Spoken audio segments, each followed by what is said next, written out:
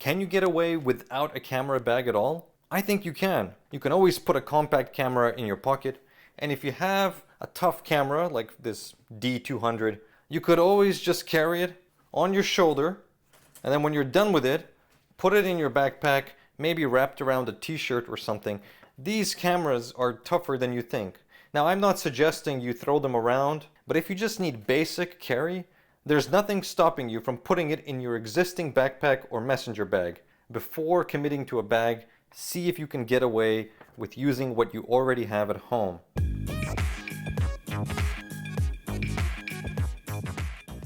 If all you have is a small compact camera, then maybe all you need is a little pouch. I don't know when I bought this thing, a long time ago. As you can see, it still looks brand new. And what I like to do is while traveling, on travel days, so I put my camera in here and then throw this thing into my carry-on bag or suitcase. That way, if it rattles around it there, the camera is going to be fine. Day to day, I still prefer carrying a compact camera in my jacket pocket, but for storage while traveling, this is a great solution. These pouches are more or less the same. They don't cost too much. $10 to $15 should get you a good one. This particular one has some useful features like an extra mesh pocket, a pocket for your memory cards, and a flap opens up here, which is where the main camera compartment is. One of the things I like about this pouch is the bright interior color. It really helps in bigger bags if you're digging around trying to look for things. You know, for compact pouches, maybe not as important. You can also carry this on your belt, and this particular model even has a rain cover. Look at that. Now, I've never actually used it, but here it is. Looks like some kind of ripstop nylon. This is the Apex 60AW. As I said, these pouches are more or less the same. Just make sure it fits your camera before buying. If you just search for camera pouch or camera bag on the used market, you may be able to find one of these unused or in mint used condition for around $5. The main brands to look for when purchasing a new pouch are Lowepro, Tenba, Rugged, Optec, Case Logic, and Think Tank. It's not too complicated to make these pouches. I wouldn't overthink it. Just look for something with decent reviews and you should be okay.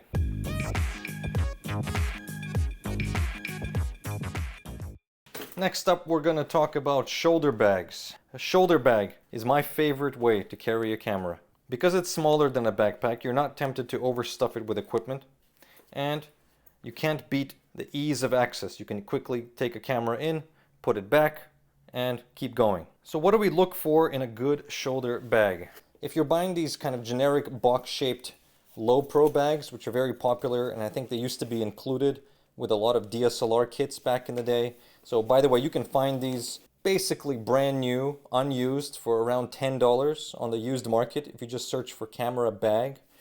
I prefer to buy one with some padding. Now this one has the Lowepro logo, which is recognizable. It's not going to hide the fact that you're using a camera. No problem. This is the bag that I bring if I'm going to the park, walking the dog. I don't really care. I'm not trying to avoid pickpockets or anything like that. Bags like this are very roomy, and they come with interior dividers so you can organize the layout of your equipment and customize it as needed. Now, one thing that these bags do not solve is the water bottle problem. If you need to bring a water bottle, you either look for a bag that has water bottle pockets on the side. This one, well, these pockets aren't very good for holding a water bottle.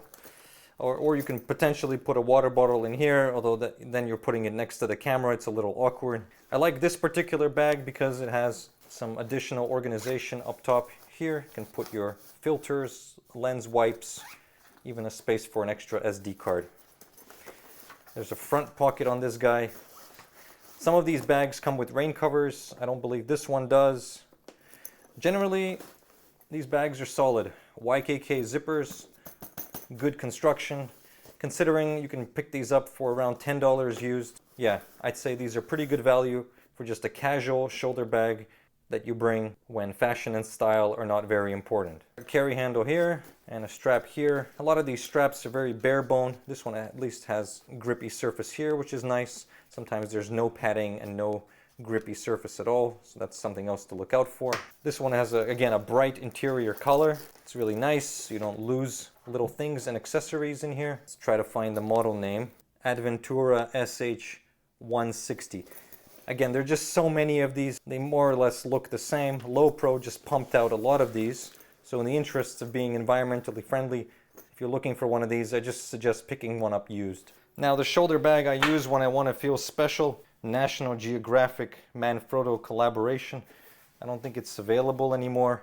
I actually got it by redeeming some frequent flyer miles. It was either this bag or a round trip from Hong Kong to Yangon. In retrospect, I probably should have visited Yangon, but okay, here, got this bag. I like that you can open and close it without making too much sound. Just this latch here, and then there's this additional zip here. Ultimately, you'll have to try a few different bags before you find one that really resonates. This one has a ton of organization, some space for your business papers, man. Some pen slots, notebook slots, business card compartment. Even has a front pocket. This one also has the convenient luggage pass-through to put on your rolling luggage if you're traveling. I do like the fact that it's not a generic black color. There's not much padding on the bag, which isn't a problem, because you can always add more padding yourself using a camera insert. And when I'm not using it for photography, I can always just use it as a regular messenger bag. No padding on the strap, just like a car seat belt, essentially. So I try not to overload it too much. If you're looking for shoulder bags, you have a few choices on the market. Some of the classic ones out there are Domke. This was the photojournalist bag of choice. Originally designed for film cameras, these bags are very rugged without too much organization. They're made from canvas. On the other end of the spectrum, we have bags like the Low Pro Nova. They're much lighter. They have lots of organization. Again, I recommend buying these bags used. You could always buy the Amazon Basics version. I have that one somewhere, and honestly, it's not horrible. It's not bad at all. ONA or ONA make very fashionable and stylish leather bags like the Bowery and the Brixton. These are leather. They look great. People tend to either love them or hate them. I think they're a bit overpriced, a bit heavy, but hey, it's up to you. There's Billingham, right? If you're shooting a Leica, you're practically required by law to use one of these bags. I think you have to be at least middle-aged or Japanese to look good with one of these, but these are a high-quality product. I've owned one in the past. I ended up just selling it. I was too afraid of getting it dirty. Now, my personal choice, if I wanted to spend the money and get a quality bag, I'd go for the Think Tank Retrospective series. In my opinion, these are the clear winner. They strike a good balance between style and function.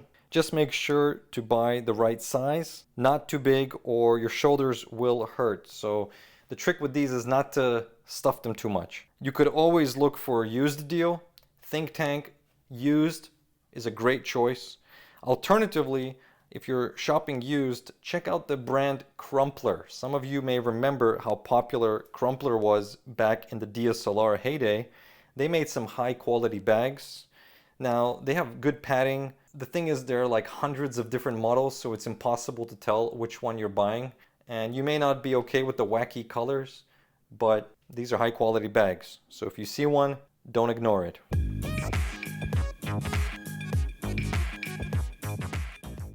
Think of them as padded pouches that you can put inside other bags to quickly turn any bag, whether it's a messenger bag or a backpack, into a camera bag. And these inserts are very affordable. Here I have just a generic Ape case one that I bought on Amazon for I think $15. I have some other ones that I bought from Hong Kong on eBay. They vary in terms of organization and how they close. This one cinches down, which is okay. This one actually zips all the way. This one just has a ton of space, so I could even use this one to put in my suitcase when traveling. Let's say you already have a generic backpack and you don't want to commit too much money.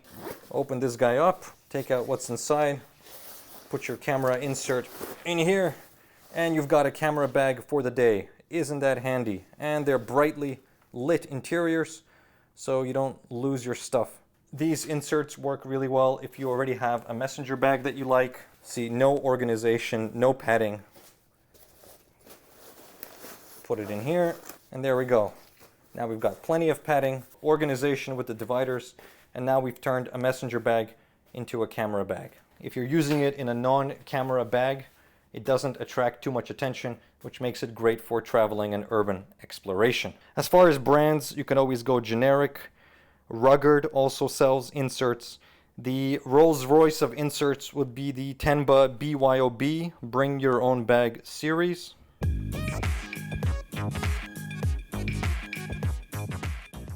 Sling bags. I don't own any.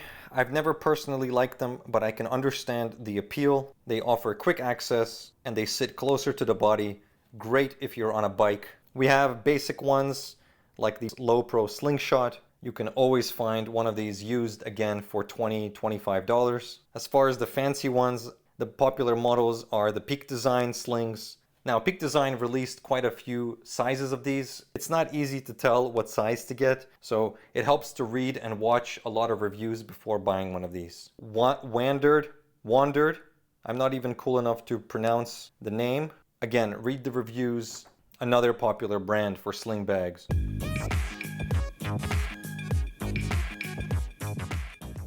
Finally, let's talk about backpacks. My fancy countertop is spilling over the table here.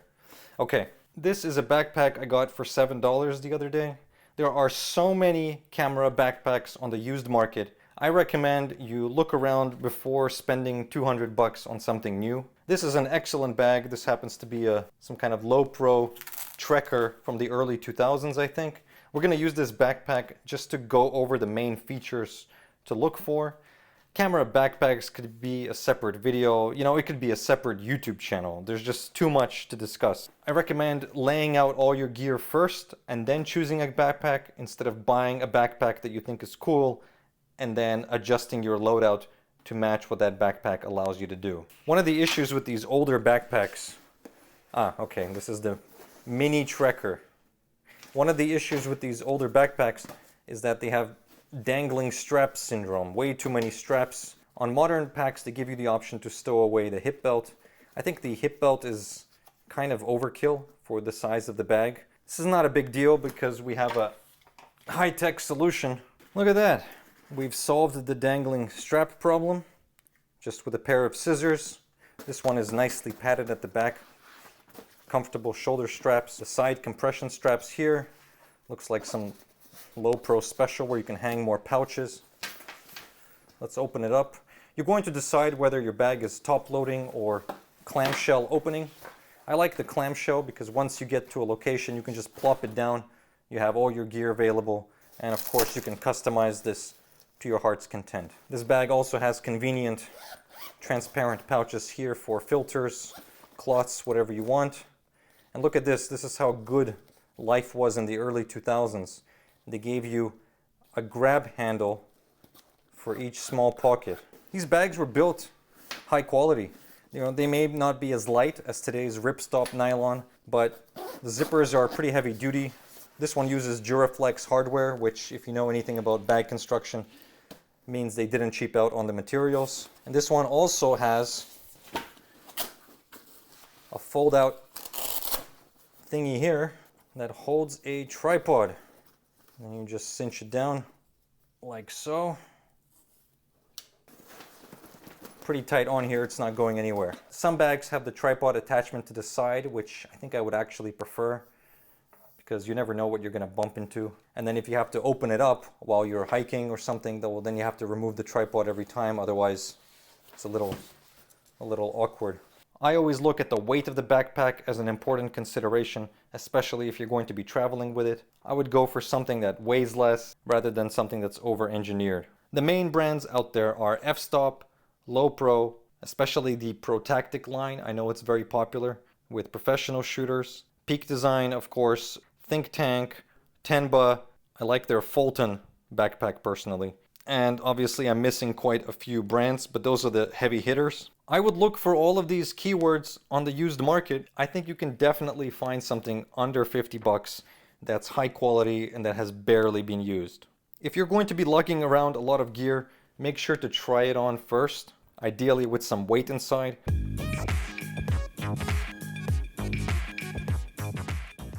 My overall advice with bags, don't sweat it too much. Try not to overload it. The less you bring, the farther you'll go. I think a lot of the decision is emotional. If the bag looks good, you're more likely to buy it, you're more likely to bring it outside. If you have experiences with specific brands of bags, let us know in the comments section. I'm sure it's gonna get spicy. Thanks for watching, and as always, subscribe for more.